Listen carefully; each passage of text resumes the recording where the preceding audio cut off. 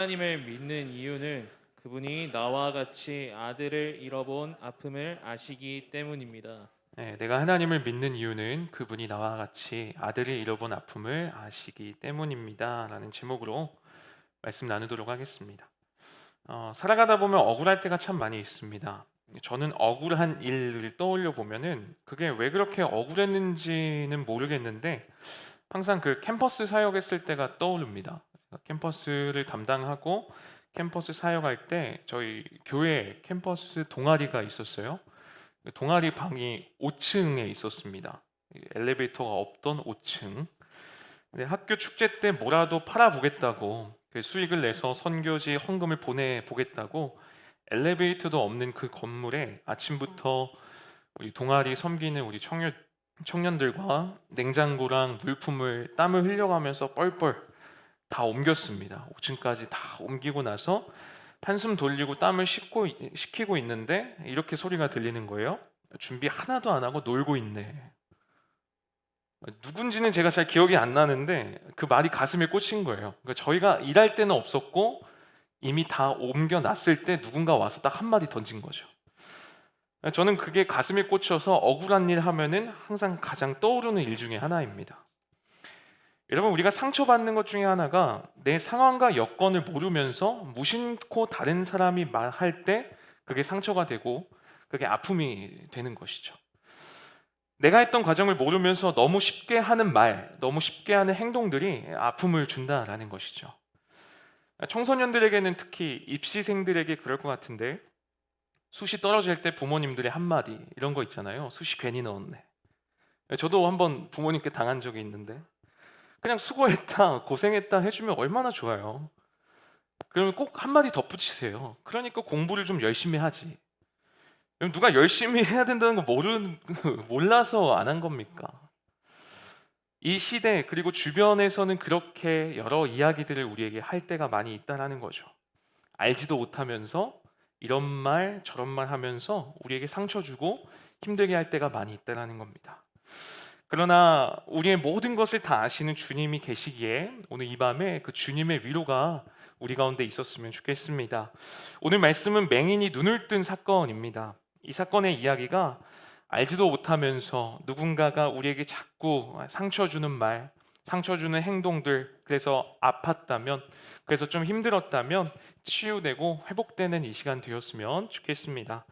억울하고 이해할 수 없는 그 상황 속에서 우리가 기억해야 될 좀 첫 번째 하나님의 은혜가 있어요. 이게 뭐냐면 주변 사람들은 날 몰라도 예수님은 나를 잘 아신다라는 것이죠. 오늘 말씀에 맹인이 나오는데 한 번도 앞을 보지 못한 사람이에요. 날 때부터 맹인이죠. 성경을 보니까 그 사람 주변에서 사람들이 이렇게 얘기하는 겁니다. 예수님, 이 사람이 앞을 못 보는 이유는 죄 때문이죠? 예수님, 이 사람이 앞을 못 보는 이유는 이 사람의 부모가 죄를 지어서 때문이죠? 보세요. 지금 아무것도 모르면서 상처 주는 사람들의 특징이 바로 이런 거예요. 알지도 못하면서 막 원인을 분석하기 시작합니다. 그리고 이 사람들의 초점은 지금 그 사람의 상태가 아니라 상황이 아니라 그에게 일어난 일에 너무 관심이 가 있어요. 그래서 과거에 어떤 일을 했고 과거에 이거 해서 그래, 저 사람이 이렇게 해서 그래, 저거 해서 그래, 그러면서 원인 분석하고 책임을 찾아가는 것, 그게 상처 주는 사람들의 특징이다라는 거죠.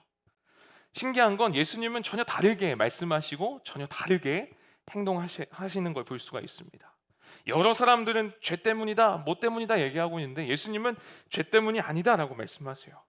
너희 그렇게 돌 던지지 마라 이렇게 말씀하시면서 안아주시면서 이렇게 얘기하시는 거죠. 죄 때문이 아니야 하고 3절에 이렇게 얘기하는데 같이 한번 읽어보겠습니다. 시작. 예수께서 대답하시되 이 사람이나 그 부모의 죄로 인한 것이 아니라 그에게서 하나님이 하시는 일을 나타내고자 하심이라. 아멘. 예수님의 관심은 그 사람에게 일어난 일이 아니라 그 사람 자체에 있었던 거예요. 너네 돌 그만 던져. 너네 이 사람 위해 기도는 해봤어? 공감해줘 봤어? 알지도 못하면서 왜 그래 하면서 예수님이 지금 안아주시는 것이죠. 다른 사람들의 관심은 이 사람의 어떤 잘못, 행동에 있었지만 예수님의 관심은 그 사람 자체와 그 사람의 앞으로의 일어날 일에 있었다라는 것이죠. 그리고 뭐라고 하십니까? 아니야, 얘 죄 때문에 그런 거 아니야. 앞을 못 보는 이유는 하나님의 영광, 하나님이 하시는 일을 나타내고자 하시며 그 사람 자체에 초점을 맞추는 것이죠. 이게 상처 주는 사람과 다른 예수님의 특징입니다. 펠리치타스 레머가 쓴 슈퍼 차일드라는 책이 있습니다. 부모의 과도한 기대와 걱정을 짊어진 완벽한 아이에 대한 책이죠. 아이의 수준은 20 정도라고 이제 여기는데 부모님의 기대는 100 정도인 거예요. 그 기대를 짊어지고 사는 아이가 슈퍼 차일드라는 거예요. 나는 잘하는 것도 없고 잘 안 되는데 끊임없이 부모님들은 조금 더 기대를 짊어지게 하는 삶. 그렇게 이 슈퍼 차일드라는 책에 보면은 이 저자인 레머가 이런 질문을 합니다. 부모님들은 스스로에게 물어봐야 한다. 아이들의 개성을 인정할 준비가 되어 있는가? 그리고 부모 스스로 성찰할 준비가 되어 있는가? 이렇게 질문해 보면은 부모들이 하나같이 아이들을 이해할 준비가 안 돼 있다라고 대답하는 거죠.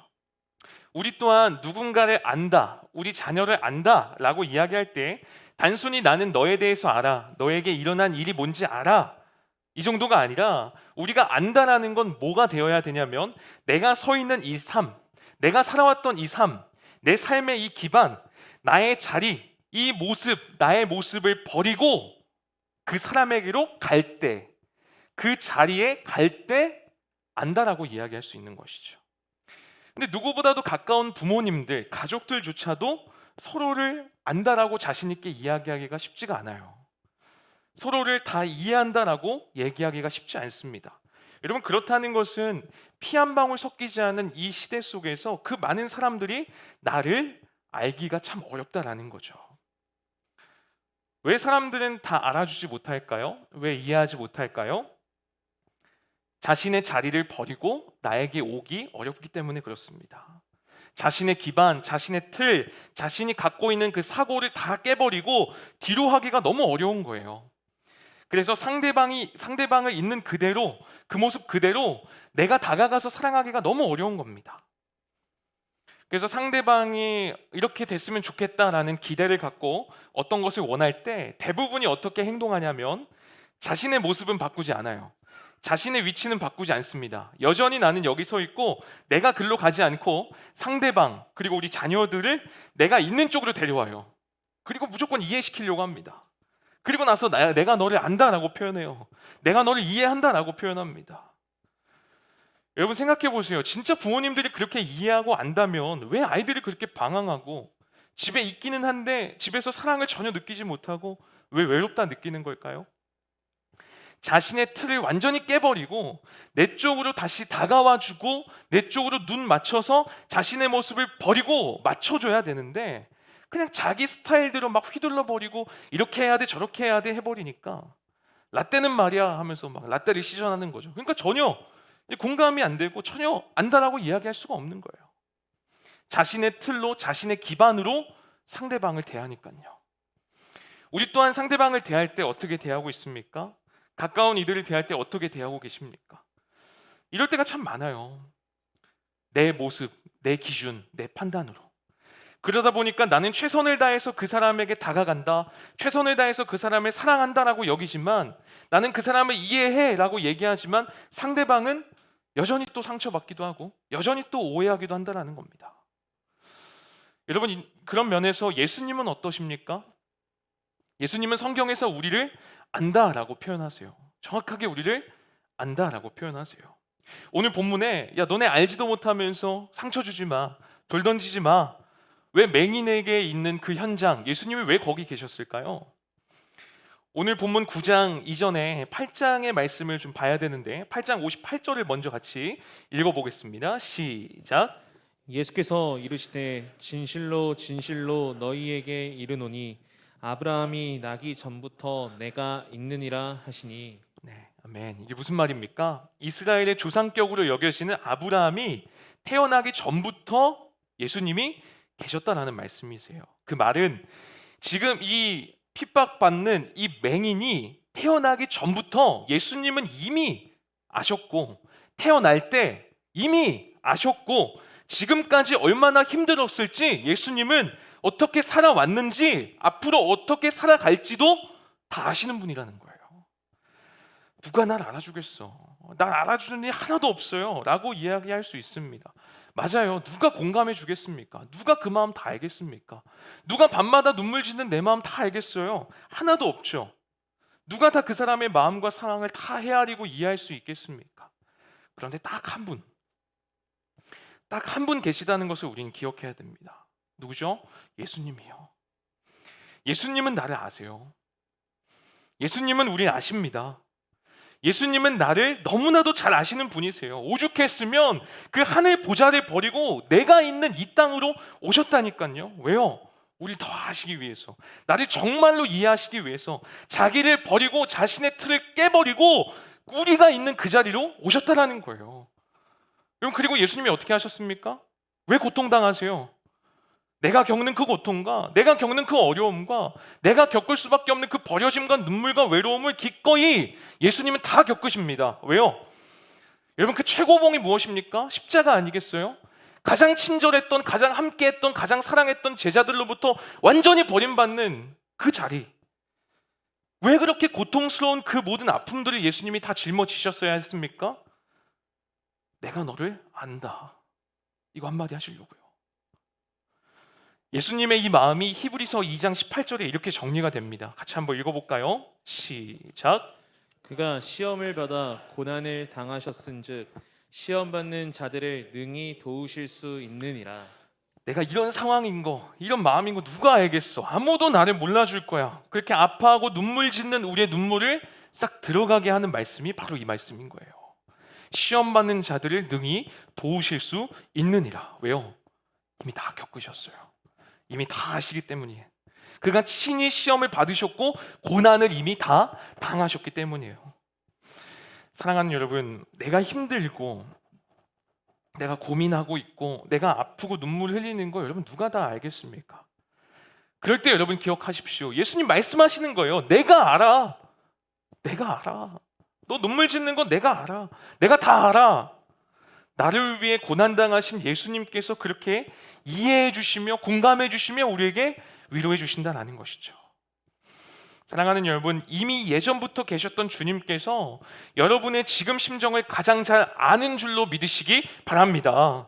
남몰래 힘들어하는 그 아픈 마음, 그 눈물 우리 주님께서 가장 잘 아시는 줄로 믿으시기 바랍니다.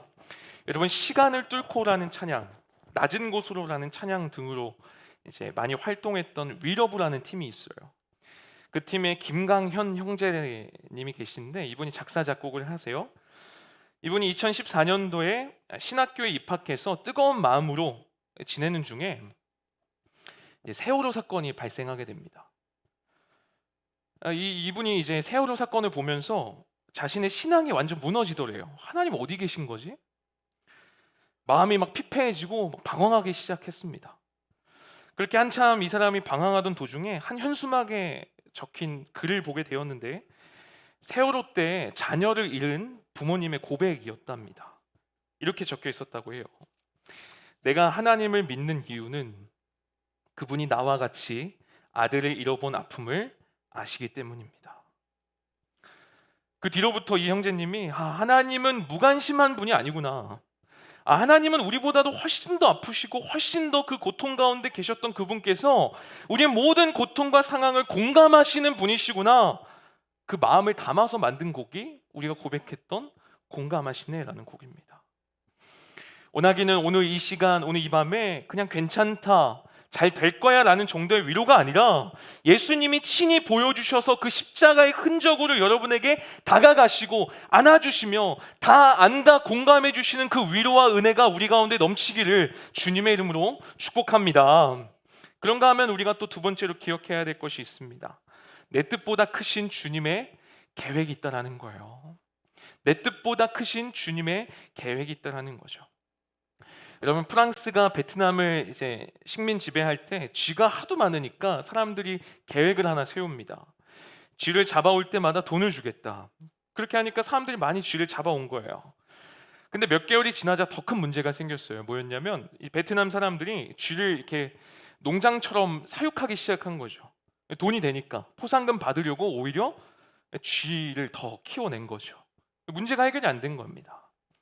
실제로 한 고고학회에서도 공룡 뼈 어떤 화석을 발견하면 뼈를 가져올 때마다 돈을 주겠다 했는데 실제로 뼈를 구하는 사람들이 큰 뼈를 발견하면 한 번에 안 갖다 주고 이게 잘라서 갖다 냈답니다. 그러면서 이제 돈을 받더랍니다. 이러한 내용들을 보면서 인간의 계획이 참 황당하기도 하고 그리고 부정할 수 없이 인간의 수준이 이 정도구나. 인간이 아무리 머리 써도 계획을 세워도 이 정도구나.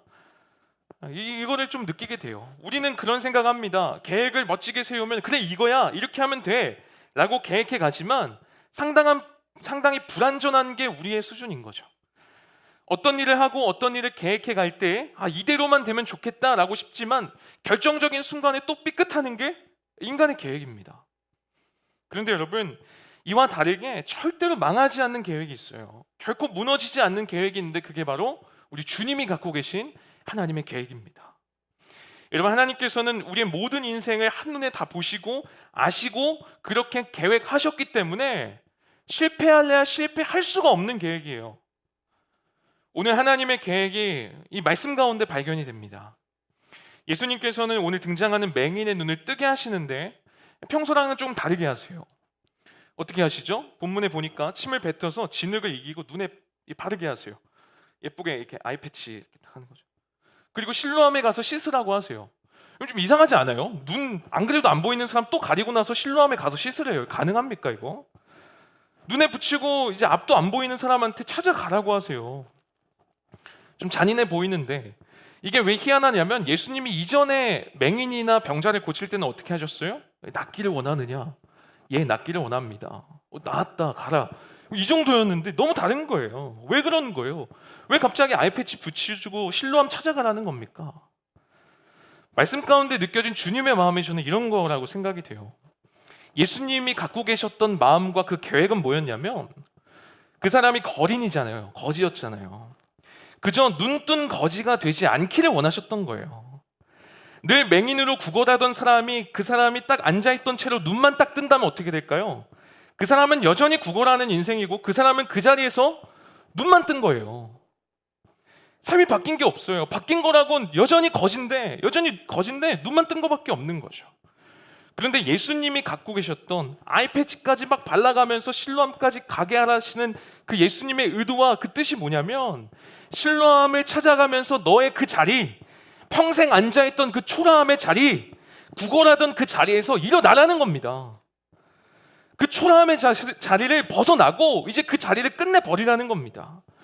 너는 지금 그렇게 살 존재가 아니야. 겨우 눈만 뜨고 앉아서 구걸하는 그 초라함의 자리를 완전히 깨트리고 새로운 삶으로 살기 원하셨다라는 거예요. 그래서 실로암에 찾아가도록 하신 거죠. 여러분 혼자서 막 더듬으면서 찾아갔던 거 한번 상상해 보세요. 그리고 실로암에 다다랐을 때 내가 여기까지 왔구나. 내가 앉아서 겨우 눈 뜬 채 구걸할 인생이 아니었구나.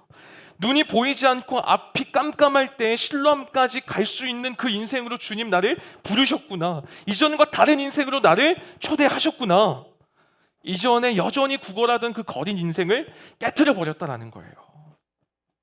하나님께서는 때로는 왜 우리에게 그런 막막한 고난을 주십니까? 앞이 깜깜해서 보이지 않는 그런 고난들 왜 주시는 거예요? 왜 그냥 낫게 해주시면 되지? 왜 우리를 실로암까지 찾아가라고 하시는 겁니까? 왜 내게 그러한 문제를 주시는 거예요?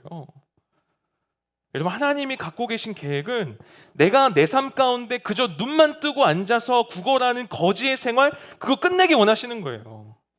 하나님께서는 내가 가지고 있는 그 계획, 내가 품고 있는 그 계획보다 하나님의 계획은 이게 사이즈가 다른 겁니다.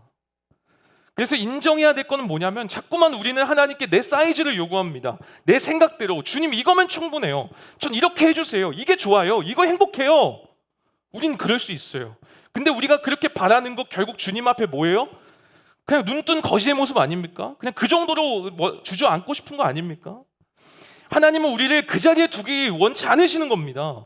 하나님의 계획은 그 정도가 아니라 그 초라함의 자리를 완전히 벗어나고 완전히 이전과는 다른 새로운 삶으로 살기 원하신다는 거죠. 여러분 하나님께서는 우리에게 축복의 그릇으로 만드실 뿐만 아니라 그 그릇이 만들어졌을 때 축복을 부어주시는 분이세요. 무슨 말이냐면 오늘 이 맹인이 겪은 그 어려움, 그 걸어가는 과정이 여러분 얼마나 본인에게 고난이고 힘들었겠어요? 근데 그 과정이 실제로 뭐였다는 거예요?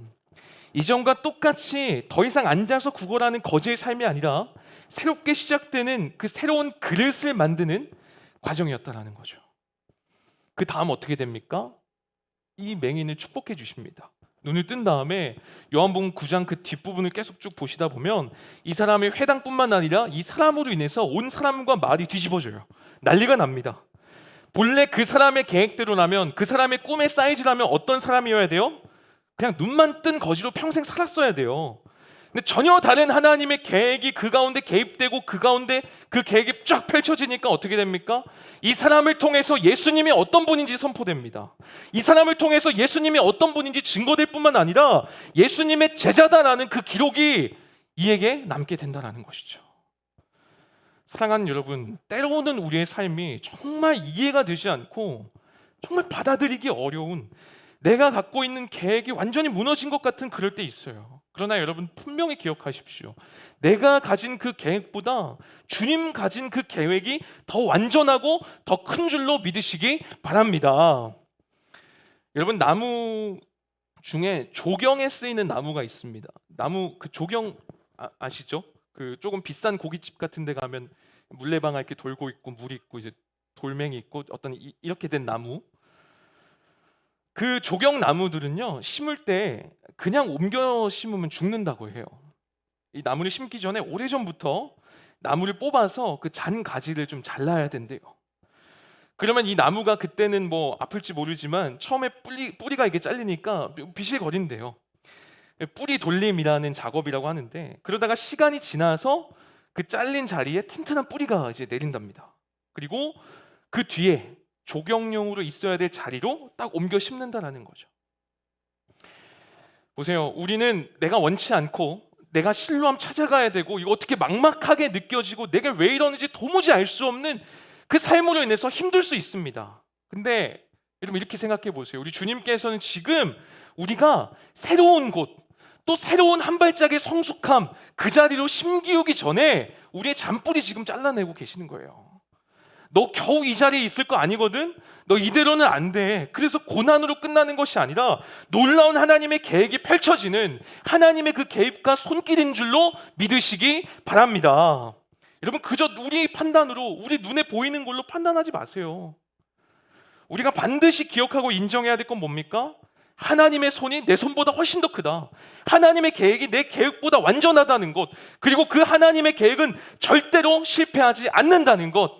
이 하나님의 계획을 끝까지 붙들며 신뢰하며 나아가는 저 여러분 되기를 주님의 이름으로 축복합니다.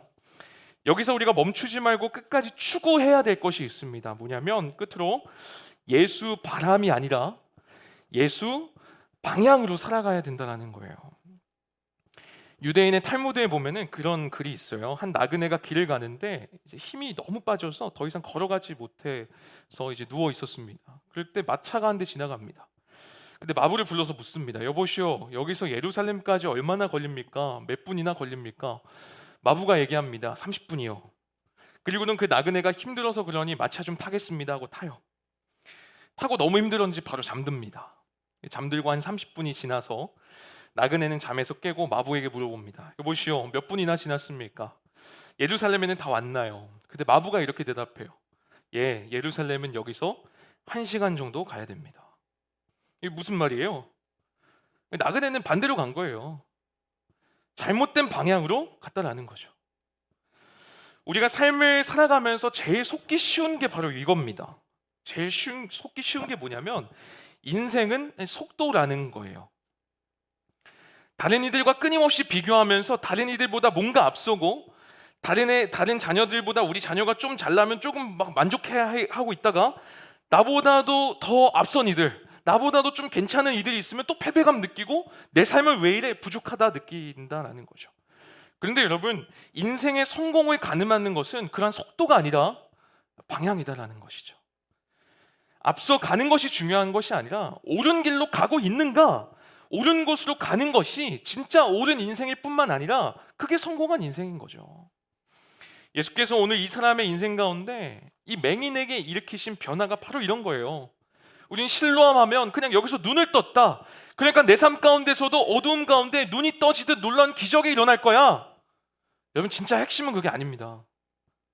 여기서 우리가 기억해야 될 핵심은 이 병이 치유되고 우리도 힘들 때 눈이 떠질 거라는 이 기적에 있는 것이 아니라 이 맹인이었던, 이 거지였던 이 사람의 삶의 방향, 그 사람의 붙드는 가치가 예수 방향으로 바뀌었다는 데 있어요. 예수님이 이 사람을 어디로 가라고 말씀하십니까? 실로암. 7절에 이렇게 얘기하는데 한번 읽어보겠습니다. 시작. 이르시되 실로암 못에 가서 씻으라 하시니 실로암은 번역하면 보냄을 받았다는 뜻이라. 이에 가서 씻고 밝은 눈으로 왔더라. 네, 실로암은 보냄을 받았다라는 뜻이에요.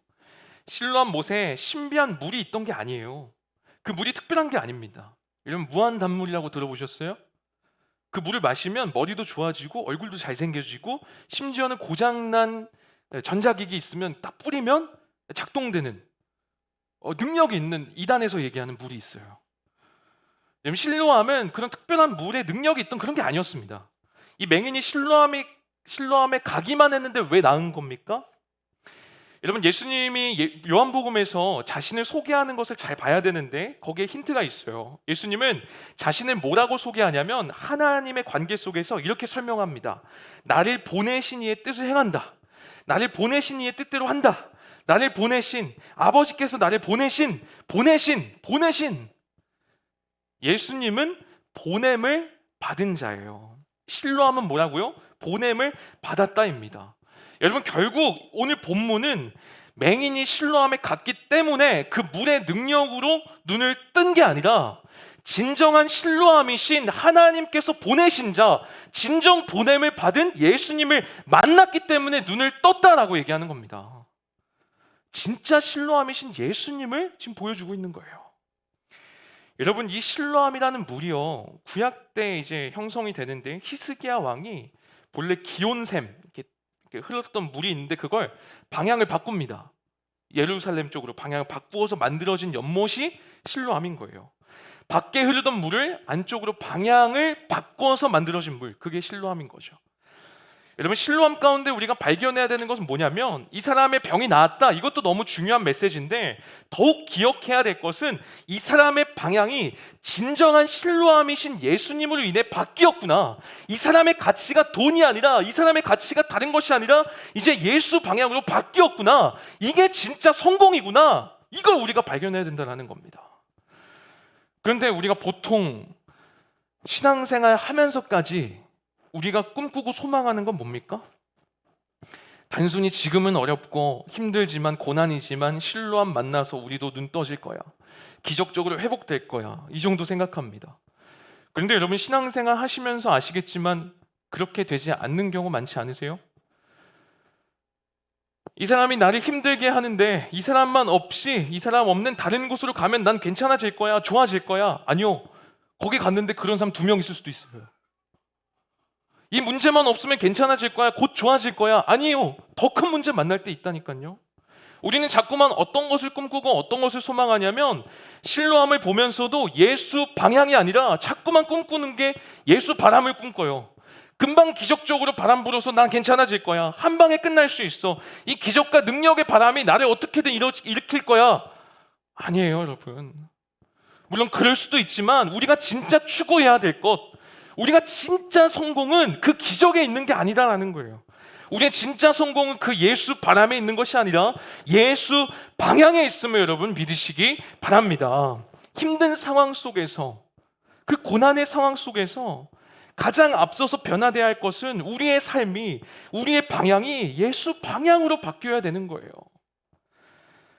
뭐 그렇게 말할 수도 있어요. 강조사님, 그렇게 바뀌는 게 뭐가 성공입니까?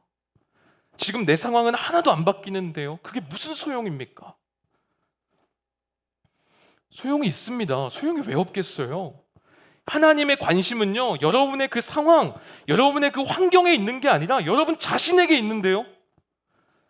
여러분이 어떤 환경 속에 사느냐, 여러분이 어떤 상황 속에 사느냐, 그게 하나님의 관심이 아니에요. 그 상황 속에서도 여러분이 어떻게 살아가는가, 그 상황 속에서도 여러분이 어디를 바라보고 있는가, 그 상황 속에서도 여러분 어떤 방향으로 가고 있는가, 이게 하나님의 관심이라고요. 저는 제 딸 하율이가 물론 늘 좋은 환경에서 살기를 원합니다. 물론 그러면 너무 좋겠죠. 그런데 그보다 저는 더 원하는 건 뭐냐면 어떠한 상황 속에서도 잘 이겨낼 수 있는 사람이 되었으면 좋겠다라는 그런 간절한 마음이 있어요. 조금만 먼지 쌓여 있는 곳에서 쓰러져서 콜록콜록거리면서 먼지가 사라지기를 바라는 하율이가 아니라 방향을 바꿔서 자신을 살게 해주는 길로 뚜벅뚜벅 걸어 나아가는 그런 하율이가 됐으면 좋겠다고요. 우리 주님 마찬가지 아니겠습니까? 사랑하는 여러분, 우리의 방향이 비로소 예수 방향으로 바뀔 때, 예수 방향으로 나아갈 때 우리를 너무나도 잘 아시는 주님께서, 우리의 모든 것을 다 아시는 주님께서 내가 다 안다, 내가 다 안다 공감해 주시고, 그 주님께서 또 안아주시고, 그 주님께서 우리를 가장 좋은 길로 이끌어 주실 것을 믿으시기 바랍니다. 말씀을 맺겠습니다. 미국의 바이올라 웰던이라는 목사님이 계시는데 이분이 뉴욕 근처 성도님 댁으로 신방을 가세요. 그런데 조금 빨리 갔나 봐요. 좀 빨리 가면 어떻게 되죠? 이 집이 안 그래도 밀린 빨래, 청소, 막 설거지 정신없이 하고 있는데 다 정리 못했는데 목사님이 기습적으로 이제 40분이나 빨리 오신 거예요. 집이 거의 이제 재건축 중인데 막 오신 거죠. 목사님이 딱 들어갔는데 봐도 정신이 없는 거예요. 목사님 죄송합니다. 지금 급하게 정리하느라 빨리 정리할게요. 그렇게 분주한 상황 속에서 막 정리하고 있는데 그 집에 이제 자녀인 4살짜리 꼬마아이가 큰 책을 들고 오더니 엄마에게 질문을 해요. 엄마, 이거 왜 이렇게 되는 거예요? 생각해 보세요. 지금 집이 난리예요. 지금 폭탄이에요, 정말. 설거지에 산더미로 써 있고 목사님은 여기 서 계시고 난리인데 애가 지금 자기 보던 책 가져와서 질문하면 여러분 어떻게 하시겠습니까? 저리 치워, 보통 이래야 되는데 이 엄마가 고무장갑 빼고 하던 일을 다 멈추고 아이를 데려가서 소파에 앉아서 설명을 쭉 해주시는 거예요. 한참 동안 이렇게 쭉 설명해 주니까 이제 아이가 알았어 하면서 만족한 얼굴로 이제 다 자기 방으로 가더라고요. 이 목사님은 본인을 투명인간 취급해서 충격을 받은 건지 아니면 이 행동이 좀 충격을 받은 건지 하여튼 충격 속에 어머니께 물어봅니다. 아니 이렇게 바쁘고 정신없는데 아이 그냥 나중에 알려주면 되는 거 아닙니까? 엄마가 이렇게 답했대요. 목사님, 설거지하고 정리하는 거는 제가 평생 해야 되는 겁니다. 지금 못하면 나중에 해도 돼요. 그런데 제 아이의 질문은 평생 처음 한 질문입니다. 그리고 다시는 그런 질문 하지 않을 것 같아서요. 그래서 가장 먼저 아이의 질문에 답을 해줬던 겁니다. 여러분, 우리가 지금 겪고 있는 그 상황과 고난 속에서도 마찬가지예요. 우리가 겪고 있는 그 상황 속에서 난생 처음 겪는 문제이고 처음 어려움 속에 낯설고 너무 힘들고 왜 이런 상황이 나에게 오는 건지 내가 어떻게 해야 될지 도통 답을 알 수 없는 그런 상황 가운데 우리의 그 방향이 주님께로 향하여지고 그 모든 문제를 안고 주님께 가져가서 이거 알려주세요 라고 할 때 오늘 말씀을 통해서 우리 주님께서 위로해 주시는 거예요. 그 바쁘신 하나님이 눈코 뜰 새 없이 너무 바쁘신 그 하나님이 다 뒤로 하시고 여러분에게 집중하셔서 위로하시는 거예요. 이거 이래서 그래.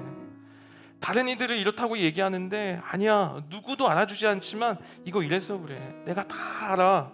그리고 너 그 자리에서 멈추지 않을 거야. 내가 이렇게 너를 이끌어갈 거야.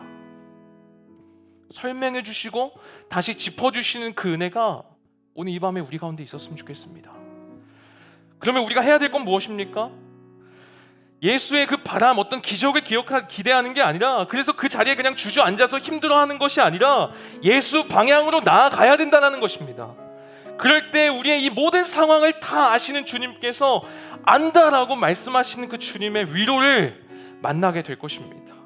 또한 내가 꿈꾸고 내가 계획했던 대로 되지 않아서 너무 힘든데 내가 꿈꿨던 거는 그저 눈뜬 거지 정도로 겨우 살아갈 인생인 줄 알았는데 우리 주님은 그 이상으로 내 계획은 틀어질지라도 그 주님은 더 완벽한 계획과 삶으로 이끌어 가시는 그 주님의 손길을 경험하게 될 것입니다. 오늘 이 밤에 그 위로와 그 은혜를 몸소 경험하는 저와 여러분 되기를 주님의 이름으로 축복합니다. 기도하겠습니다.